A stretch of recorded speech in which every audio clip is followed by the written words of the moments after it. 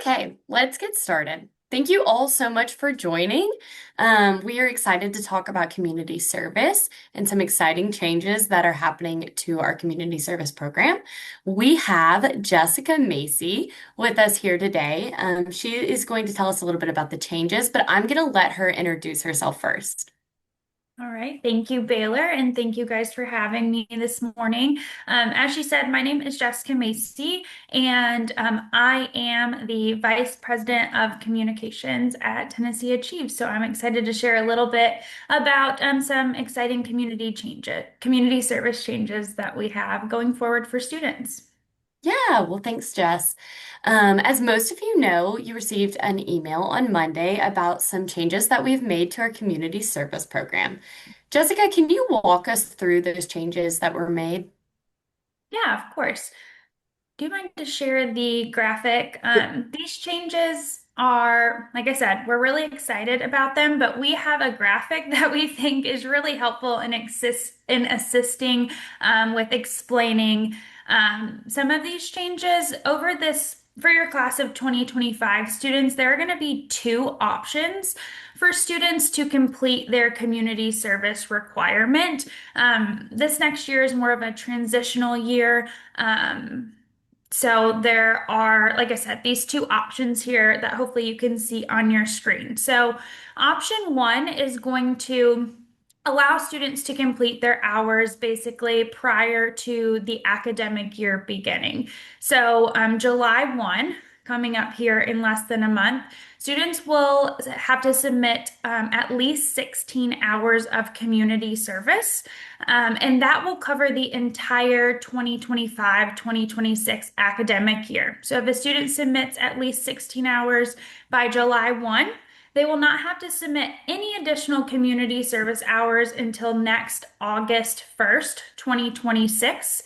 And at that point, the student would have to submit 16 additional hours, but the main thing here is a total of 32 hours on record by August 1st, 2026.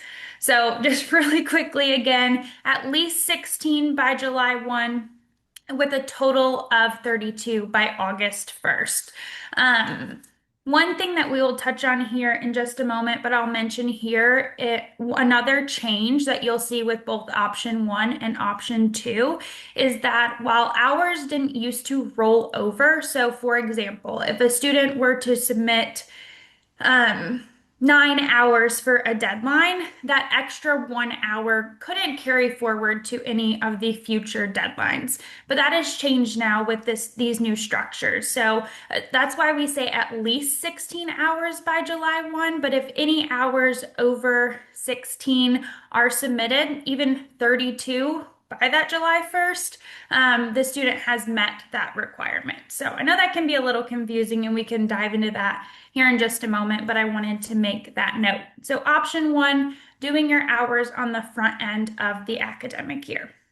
Option two should look pretty familiar to many of you. If a student submits less than 16 hours by July 1, they will abide by the more traditional structure that we've used throughout the years. So this would look like submitting at least 8 hours of community service prior to each term that they plan to enroll with Tennessee Promise. So at least 8 for July 1, at least 8 for December 1, another 8 by April 1st if the student is enrolling in the summer or summer enrollment is required. You may remember for some students at different institutions, TCAT, South College, summer is required. And then August 1 would be 16 hours. So that's where we start aligning between option one and option two. The same thing I mentioned with option one, hours do carry over. So if a student submits more than 8 hours for July 1, any extra hours can carry forward to December 1 or April 1 or August 1. Um, so I think those are the main high level kind of changes here. But students, like I said, will follow one of these two options. So what we will be looking at is after July 1, does a student have 16 hours? If so, they're good to go until next year, August 1st. If they have less than those 16 hours, it will put them on the path of option two. Yeah, thank you so much, Jessica, for walking us through that. If you have any questions, drop them in the chat or the Q&A box, and we will get to those at the end of this webinar. Jessica, can you talk about what are the benefits to students? How will this impact them in a positive way? Yeah, of course. So we think there are a couple benefits to these. Mainly, we are going to push students to option one if possible. And the reason being, this allows students to submit hours on the front end prior to the academic year. And that way, during their classes for the fall, for the spring, they are not having to focus on trying to complete this community service requirement. They're then able to get these hours out of, we think they're important, but complete them, submit them, get them out of the way, and then not have to worry about them as much as they're going through their classes, they're studying, they're taking finals. So we think that is one really big benefit. You may remember 2025 students also can submit anything as far back as August 2024. So some students may have submitted hours that they may not even realize could have counted. So this is a good opportunity to talk with students of, hey, did you complete anything from August 1st, 2024 on? Maybe there's something more to count here. And then I mentioned the hours can roll over now. I know that's something that, excuse me, in the past has not been the case. So it's been students could submit 16 hours for a deadline, but we're only going to count 8, and those extra 8 wouldn't go anywhere for the student. Now those hours get to roll forward, and students could complete their requirements much sooner since we're not on a strict timeline where there's only specific date time frames where students can complete and submit their hours. Yeah, I love the change that students can start working on their community service hours their junior year. So they have a longer window to actually complete those community service hours as opposed to having to complete them just in their senior year. I really like that. A popular option for our students is to complete virtual community service hours for their deadlines. How will this impact that aspect of the work? Yeah, so this has changed, but it also is similar in the same way. So you may remember that an out or every student was required to submit 8 hours per deadline, and 4 of those hours could be virtual. So half of the hours for each deadline could be virtual. So now we're looking at it kind of on a bigger level. Half of all hours, and we're looking more at option one here, can be virtual community service virtual community service hours. So a student can submit or view up to 16 virtual community service webinars. Because, like you see here, the 32 total hours is what we will be moving to after this year, which I won't get too far in. I know we're focusing on class of 2025. So, the best way to explain this to students is half of your hours can be virtual and the remaining will need to be in person. So that means once our records show that a student has 16 hours of virtual webinars, they will no longer be able to access those webinars, and they will be alerted of this, and they will need to go in person to complete these hours. Yeah, that's great. So essentially, instead of having to do half of your hours each semester in person, and you could do virtual, you can do those 16 hours of virtual community service at any point. And once you hit that, all of the rest of them will need to be in person. Is my understanding right, Jessica? That's correct. Yes. So technically, we're not telling students to do this, but technically a student could do 16 hours by July 1 virtually, but that would mean by next August 1, all of their hours would need to be in person. Um, Obviously, we think in person is just as important. So, like I said, that's not something we're telling students to do, but I think that's a good example of um, how that could work for a student. Yeah, and it's a great option if the student is feeling a little pressed about the 16 hours to go ahead and do some of those virtually as well. So I think that's a really great change that we've made as well. Can I actually Just as hop a in review. Oh, really yeah, quick? go ahead. Yeah, this is purely because we've got a couple great questions that apply really specifically to this, so I just want to cover those now. Um, First of all, does this apply to both obviously our 2025 students that our mentors are working with now, but does this apply to current college freshmen as well who are rising sophomores? Yes, this change apply. These two options are for our 2025 and earlier cohorts. So 2025 students who are going to be entering college, and then our current college students now, no matter where they're at in their college journey, these are going to be their two options for this next year. Perfect. And then UT Promise. Will students continue submitting those hours through Tennessee Achieves? Does this affect the number of hours they're required to submit for that scholarship program? Where does that stand? Great question. So, this doesn't affect UT Promise at this point, to be honest with you, because students will still be required to submit 8 hours by this year, July 1. But any additional hours they were to do aren't going to carry over for Tennessee Promise purposes because once they enroll at UT this fall, they're no longer eligible for Tennessee Promise. So a student can submit as many hours as they want, but they're not going to carry forward because we are facilitating while the student is a high school senior up until that UT enrollment, and then they have requirements they meet with UT Promise once they are enrolled. Wonderful. Thank you, Jess. Yeah. Well, Jessica, can you review really quickly how students submit these community service hours on our website? Yes, as I'm talking about this, Tyler, do you mean I think Yes. you're Yes. the driver? Do you I mind am. to pull up our website? So you may remember students to submit their hours, they do not need to get anything signed, nothing needs to be printed. These are in-person and job shadowing hours. They simply need to get a supervisor's name, phone number, and email address, as well as, of course, the date that they volunteered, the number of hours. And what they will do is they will then go to our website. Will you scroll up a little, Tyler? Yes. Sorry. Sorry. No, you're okay. Just you will see in the top right-hand corner here this green button, Submit Community Service.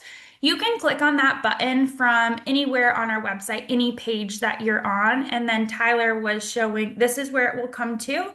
And this is what the form looks like for students. So what they need to do, like I said, is get that supervisor information.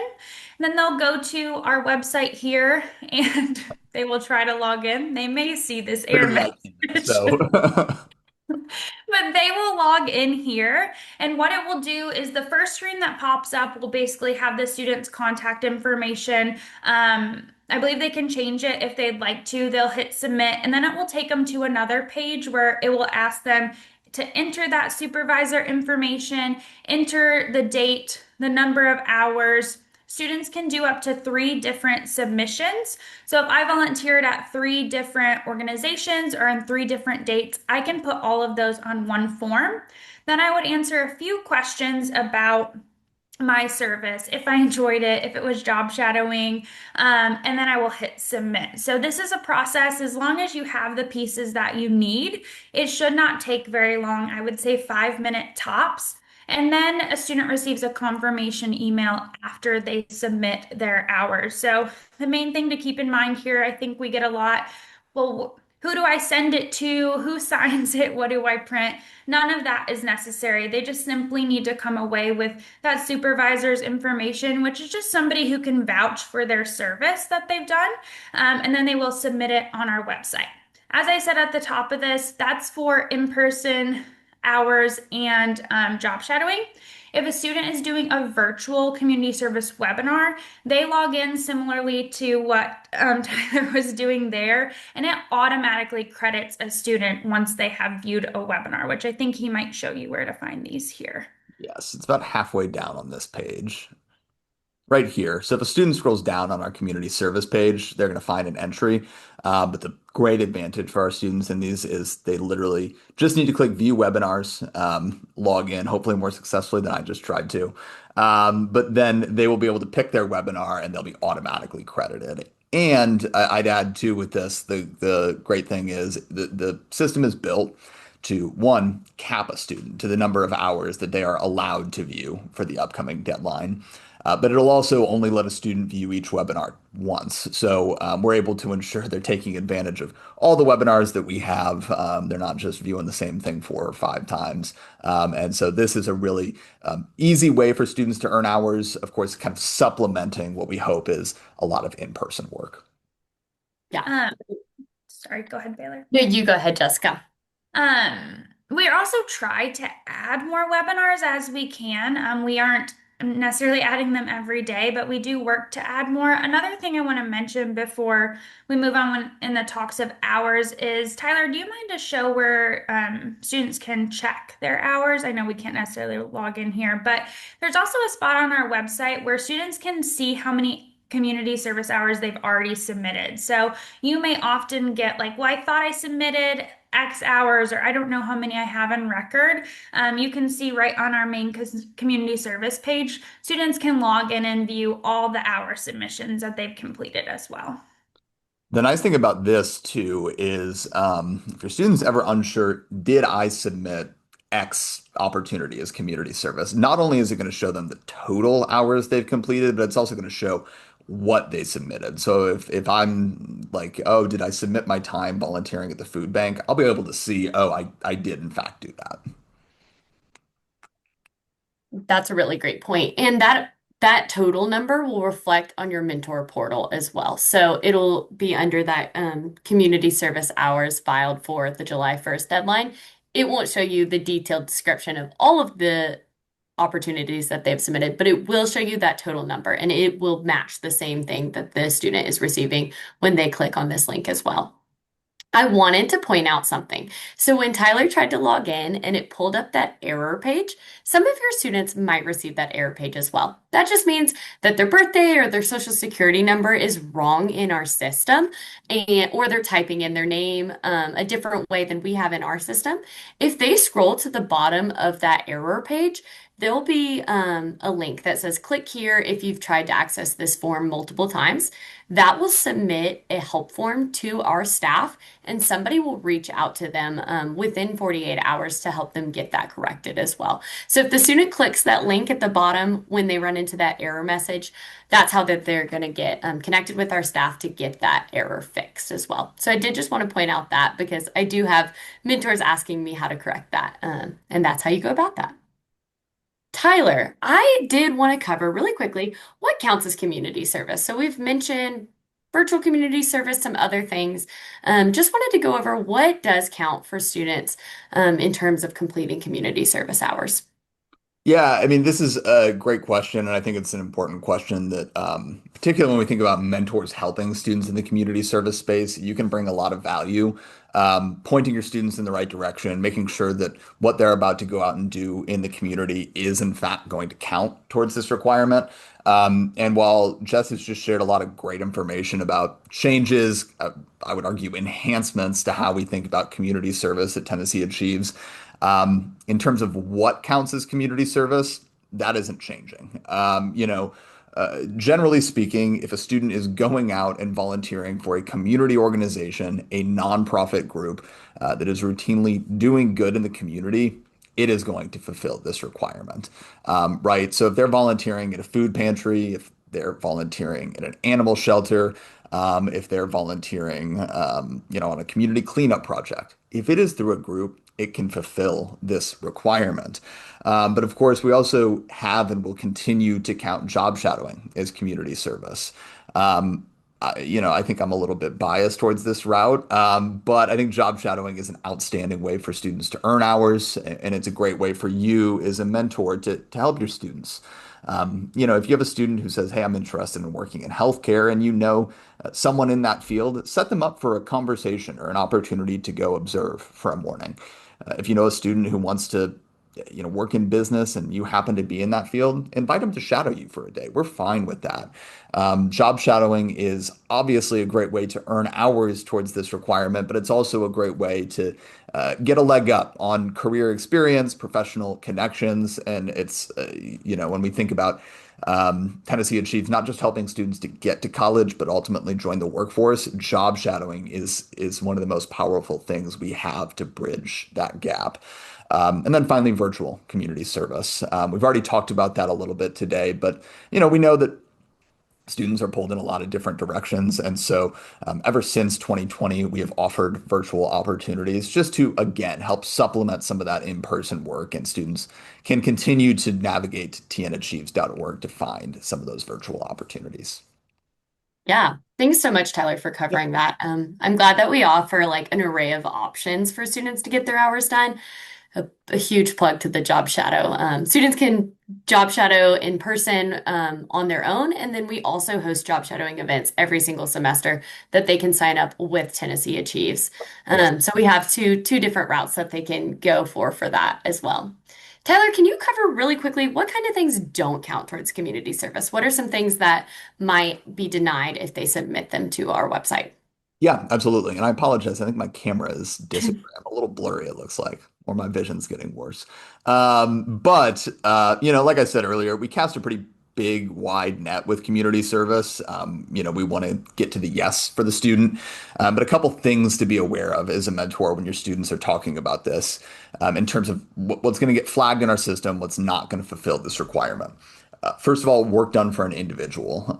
If they go help their neighbor rake, or do home projects, it's a very nice thing to do. It's a neighborly thing to do, but it's not going to count towards this requirement. It has to be through a group or an organization. They also can't volunteer for a family member. Now, I think there's an important distinction here. It's not to say that I couldn't go out and volunteer with my brother. We definitely could, right? You could volunteer alongside family. It's just your supervisor, the person you are reporting to at that volunteer opportunity, cannot be a family member. It also cannot be work for pay, or for that matter, too, a student can't just stay at their job for another 2 to 3 hours and volunteer to be there. Um, they should get paid for their work, and they should find an opportunity to give back to the community through a community organization. And finally, work done faith sharing can't count towards this requirement. So leading a worship service, leading a religious study, something of that sort won't apply towards this deadline. But there is an important distinction. It's not to say that I can't volunteer through a faith-based organization. So if a student is helping with childcare, they're helping with food service at a church event, maybe they're helping with vacation Bible school games, whatever it may be, that could count. It's just work where they are faith sharing in nature that cannot count towards this requirement. So those are a couple things to be aware of when you're connecting with students on community service. And of course, if you are ever a little bit unsure, if your student is ever a little bit unsure, share our contact information, get in touch with us, and we can say, yep, that's going to count. Or, hey, maybe think about this before you go volunteer. Yeah, that's a really great point. If your student ever has any questions, they can contact anyone on our team, and we would be happy to go over what counts, what doesn't count, ways that they can get involved in a volunteer opportunity that will count towards the Tennessee Achieves requirement. Tyler, can you briefly explain where students can find some volunteer opportunities, specifically like in their region? Yes, and let me share my screen again for this, because the team has done a really outstanding job. Let me get this up of collecting volunteer opportunities broken out by county. So on the same page we were on earlier, the community service page, really a great hub for all things community service. A student can click community service opportunities. And then what they're going to find is we have broken up by county. So let's just take Blount County, for example, open this up. No, it's not going to let me click. Okay, here we go. Um, there are a listing of volunteer opportunities that we are really constantly collecting, constantly maintaining in each community that we serve. So the student can scroll down through here and see, hey, here's a point of contact, here's a description of what I would be doing, and they can get in touch with a local volunteer need. And again, this is broken out by county. So any county that we're serving, there's going to be one of these community service resource guides for. So while your students do not have to volunteer through one of these listed organizations, they can find their own. We encourage them to find their own. If they're struggling, if they need a little bit of help, these resource guides exist for that situation. Yeah, thanks for covering that, Tyler. Yeah. I know we briefly talked earlier about job shadowing, and that can count towards the community service requirement. Can you give our mentors some tips on how students can set up independent job shadow opportunities? So those that Tennessee Achieves does not help facilitate. I think this is a really important conversation that mentors can have with their students. Obviously, Baylor mentioned and talked about we're coordinating. We've sent out job shadow opportunities that Tennessee Achieves is kind of facilitating in partnership with businesses across the state. That's a lot less legwork for a student, right? Just registering, showing up. It's pretty straightforward. However, many students are going to say, "Hey, I would like to job shadow. I would like to find somewhere in my community that I can job shadow." As a mentor, I think the best thing you can do for students is instill confidence in them as they kind of pursue that job shadowing opportunity. One of the things we hear from students and I've seen in students is they're a little bit intimidated at the idea of cold calling a local business or cold calling, a local healthcare facility and saying, "Hey, I'm interested in working there one day. Can I come and watch for a day? Can I come and shadow for a day?" And that's it's a little intimidating for a 17 or 18-year-old. And so, first and foremost, encourage them to do that and encourage them that, there's a lot to be looked up to in job shadowing as a student just starting their college career. The best thing we can recommend in terms of kind of tangible steps for a student trying to coordinate an independent job shadow opportunity is take their time, right? Draft an email that they feel really good about. They can always reach out to our team too, and we can help kind of provide some additional guidance or advice in this space. Pick up the phone and call too. Say, "Hey, I'm interested in studying healthcare. Do you have opportunities for job shadowing?" And also be persistent. Students may find that the first business or the first professional they reach out to doesn't respond or takes a little bit of time to respond. They may need to try one or two or three different professionals in the community until they find the one who says, "Hey, yeah, I'm actually pretty free for the next couple weeks. Come on by. Let's get to know each other." So encourage them to be persistent and not become discouraged if they can't immediately find that job shadow partner. And finally, set them up for success on the day of, right? Encourage them to dress in business casual, encourage them to show up on time, come ready to ask questions, and really engage in and take the time to be present for that job shadowing opportunity. You as mentors have all kind of walked this walk of the professionalism space, the starting your career space before. Our students have not. And so instill that confidence, offer your expertise and your wisdom, and help to get your student really excited and motivated to knock that job shadowing opportunity out of the park. But ultimately, finding a successful job shadow opportunity just comes down to doing the research, finding that best fit, and being persistent when it comes to reaching out. I think that's a really great point, Tyler. A great place for our mentors to plug in is helping students develop these soft skills in the working world. As we know, persistence is key in a job market, in a career, but 18-year-olds might not know this quite yet. So helping them develop those skills that they need in order to be successful in the working world, as well as in their college career, I think is super important. Tyler, can you touch on how mentors can best support students in completing these hours? Like what is their role in this space? I mean, I think we've kind of already touched on some of this, but just encourage them to be proactive. I think we're narrowing in on this window a bit now, about 4 weeks from that July 1st deadline. But, you know, I always tell mentors, and I know Baylor, you do the same thing. Don't let your students get to 2 days before the deadline and put themselves in a situation where they're scrambling to find hours. It just becomes so much more stressful, so much more difficult for a student if they are waiting until the last minute. So, while we are 4 weeks, that's still a lot of time, and we're in summer. So encourage your students now to go out and start finding hours. The other thing I would mention too, I always mention this, is do not let your students forget to submit their hours.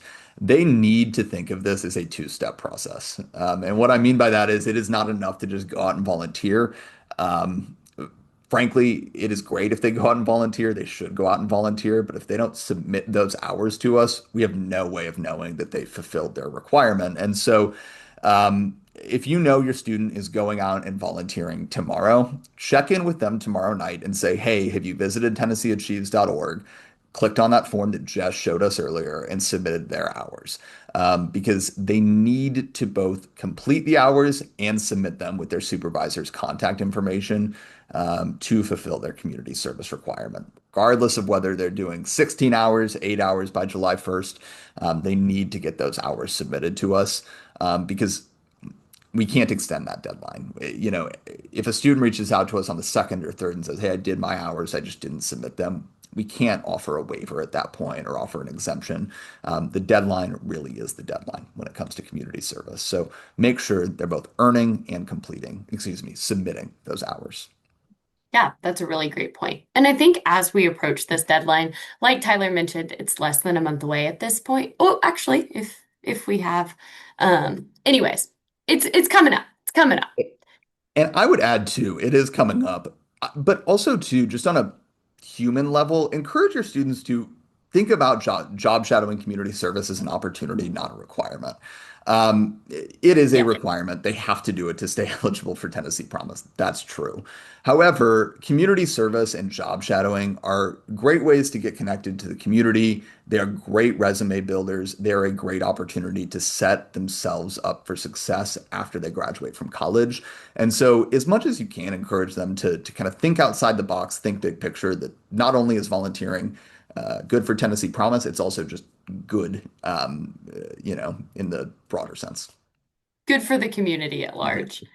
Exactly. But as we approach this deadline, I encourage you to check your mentor portal every single week to make sure that your students are actually getting this requirement completed. So at the bottom of every Monday email, there's a graphic that says mentor portal. If you click on that, it will take you to a page with all of the information that your student needs in order to remain eligible. So it will have the how many hours that they have completed towards this requirement listed there. And that's it pulls straight from our system. So whatever they've submitted into our system is going to be the number of hours that shows in there.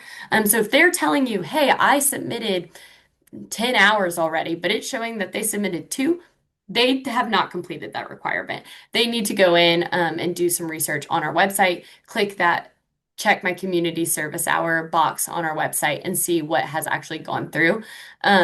So that's really important. Be checking in with them, be consistent as we approach this deadline. Like Tyler mentioned, it's super important that students get their hours submitted before the deadline because once it's passed, there's really not much that we can do. Tyler, do we have any questions in the Q&A box in the chat that we need to cover before we let everyone go?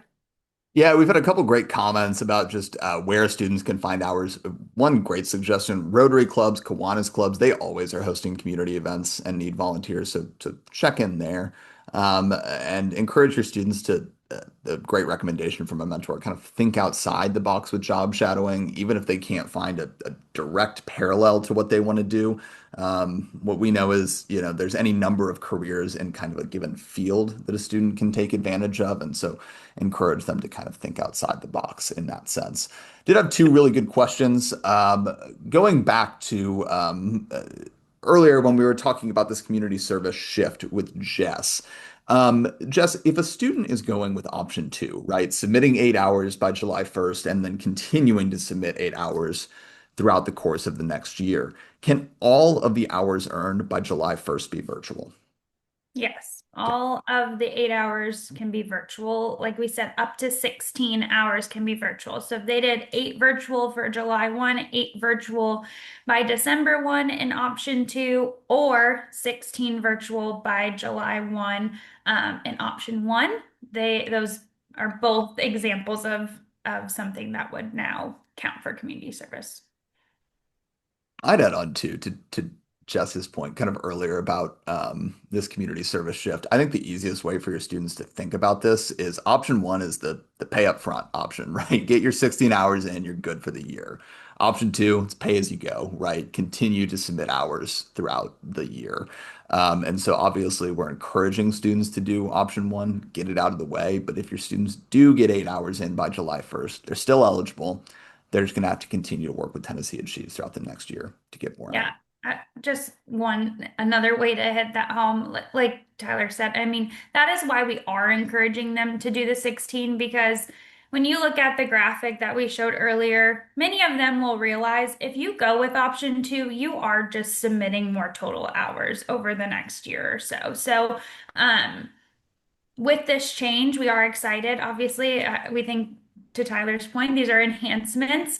But this next transitional year, these students will have these two options. It will not be this way past this year, just as we're kind of transitioning with this policy. But we are really going to encourage, like we said, students to go with that option one, get these done on the front end. And if that means utilizing virtual community service webinars and they still have some to view, then that absolutely satisfies the requirement. And that's why we brought Jess on for this webinar. She really is the expert on all things community service. So, so final question that we have here is talked about UT Promise earlier. Obviously, Tennessee Achieves is partnering with UT to facilitate that requirement. Are there any other scholarships that students that Tennessee Achieves is partnering with to facilitate the community service requirement for beyond UT Promise? At this very moment, no, it's just Tennessee Promise and UT Promise. And like we mentioned with UT Promise, that is only for our current high school seniors. And then once they are enrolled, we kind of pass that baton on to their UT institution and UT Promise to facilitate their requirements from there on. So with us, the only requirement a student has is that July this year, July 1, and in future years, August 1 for um, the scholarship. And that covers it. That's all the questions we have. Okay, well, perfect. Well, thank you to everyone for joining. Like always, if you have any questions about community service, if your students have any questions about these changes, please send an email to myself, to Tyler, give us a call, send us a text. We would be happy to go over any nuances that are still lingering. I know that this change can be a little bit confusing, and so we want to make sure that everybody has clarity on this. But if you have any questions, please reach out to us. Otherwise, I will let everyone go. But thank you so much for joining us. Thanks for joining us.